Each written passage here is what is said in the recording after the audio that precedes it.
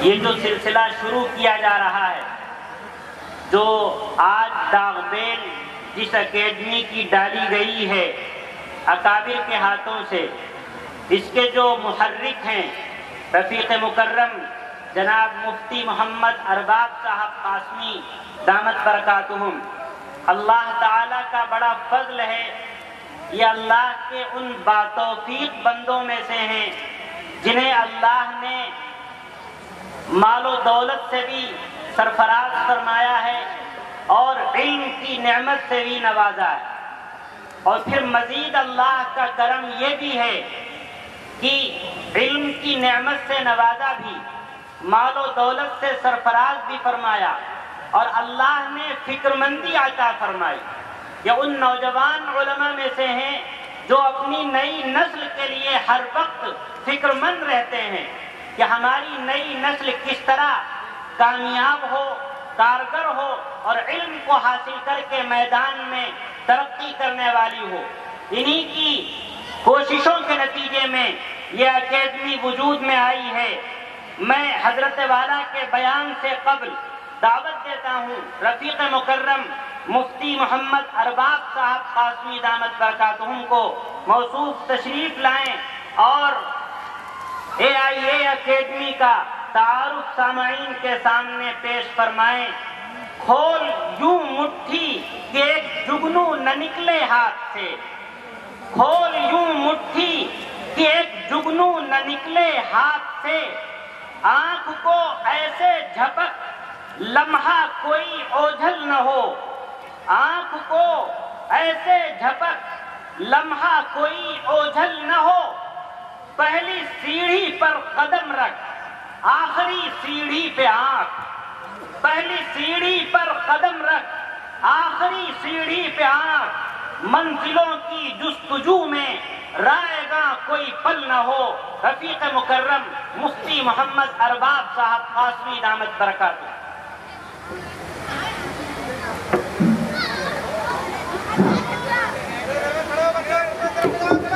بسم اللہ الرحمن الرحیم۔ اب اس کے بعد چونکہ آخری خطاب جو ہے استاد محترم کا ہونا ہے، اس سے پہلے زیادہ نہیں، صرف 4 منٹ انشاءاللہ آپ کے لوں گا، اور کوشش کروں گا کہ 4 سے 5 منٹ میں جو ہماری سوسائٹی ہے اس کا مختصر سے تعارف آپ کے سامنے رکھ دوں۔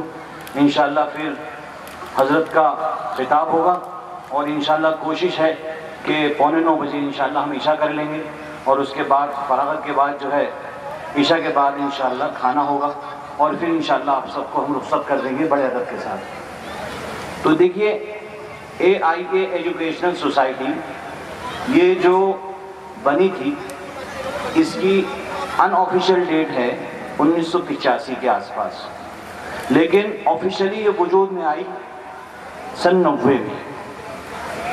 اس سوسائٹی کا مقصد جو تھا، اس سوسائٹی کا مقصد پہلے دن سے یہ تھا کہ تعلیم لوگوں تک کیسے پہنچے۔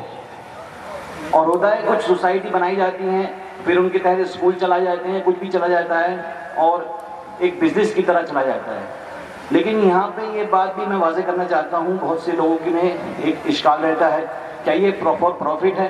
نہیں، جو بھی اس کی اندر ارننگ ہوتی ہے وہ یہیں پر ہی رہتی ہے۔ یہ 100% ناٹ فار پروفٹ ہے، اور یہ سوائے اللہ کے رضا کی کسی اور چیز کے لیے نہیں ہے۔ تو اس سوسائٹی کے تحت جتنے بھی مشن چل رہے ہیں، چاہے وہ مدرسہ جامعہ نصرت البنات ہو، چاہے وہ JB جونیئر گرلز اسکول ہو، پہلی نرسری سے لے کے 12ویں تک UP بورڈ کا، چاہے وہ AIA academy for girls who, یا اب AIA academy for boys who, اسی طرح ہماری دیگر شاخیں بھی ہیں۔ ایک طویلے میں ہے، مراد آباد کی شہر طویلے میں، وہاں کا ایک محلہ ہے، وہاں پر ہے جہاں پہ ہمارا پرانا گھر تھا، اور ایک جامع مسجد جہاں پر اس ادارے کی شروعات ہوئی وہاں پر ہے، اور اسی طریقے سے ایک مقبرے میں ہے۔ تو یہ ساری شاخیں AIA ایجوکیشنل سوسائٹی کے تحت چل رہی ہیں۔ مقصد صرف کیا تھا کہ لوگوں تک دینی اور دنیاوی تعلیم پہنچ جائے۔ لوگ دینی تعلیم جب لینے آئیں گے تو دنیا ان کو آٹومیٹکلی مل جائے گی۔ مقصد صرف یہی تھا کہ لوگوں تک اللہ کا کلام لوگوں تک ہمارے نبی کا فرمان کسی طریقے سے ان کے دلوں میں ڈال دیا جائے۔ جب بھی کوئی کام زندگی میں کرنے کا کوئی انسان ارادہ کرے تو اسے یہ بات ضرور پتا ہو کہ شریعت ایسے موقع پر ہمیں کیا حکم دیتی ہے، شریعت ہمیں کیا بتانا چاہتی ہے، شریعت ہم سے کیا کروانا چاہتی ہے۔ اگر آپ کے زندگی میں ہر کام سے پہلے آپ کا مقصود شریعت ہوگا، آپ کے لیے اہمیت شریعت کی ہوگی ہر کام سے پہلے، تو آپ یقیناً کسی بھی زمانے میں فتنے کا شکار نہیں ہوں گے۔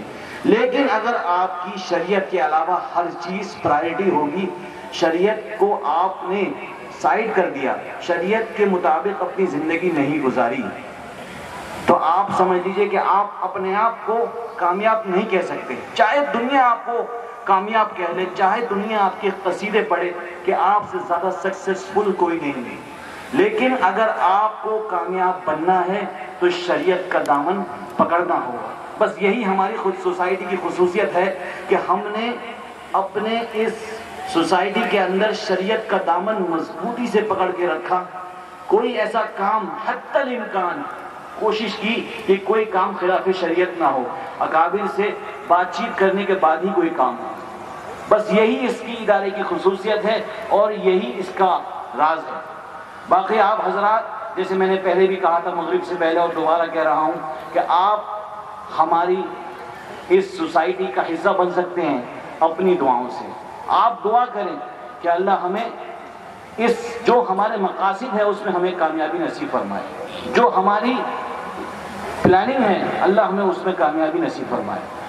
اگر آپ نے اپنا حصہ دعا کے ذریعے بھی لگا دیا تو انشاءاللہ یہ بہت بہترین ہے اور بہت کافی ہے، اور اگر آپ نے اپنا حصہ مال سے بھی لگا دیا تو نور علی نور ہے۔ لیکن سب سے بہترین بات یہ ہے کہ آپ کو دینی مراکز کی، دینی مدارس کی، دینی خانقاہوں کے لیے دعا ضرور کرنی ہے۔ آپ دیکھتے ہیں جمعے کے بعد اکثر علماء دعا مانگتے ہیں جمعے کے بعد کہ اللہ دینی مدارس کی، دینی مکاتب کی، دینی خانقاہوں کی سب کی حفاظت فرما۔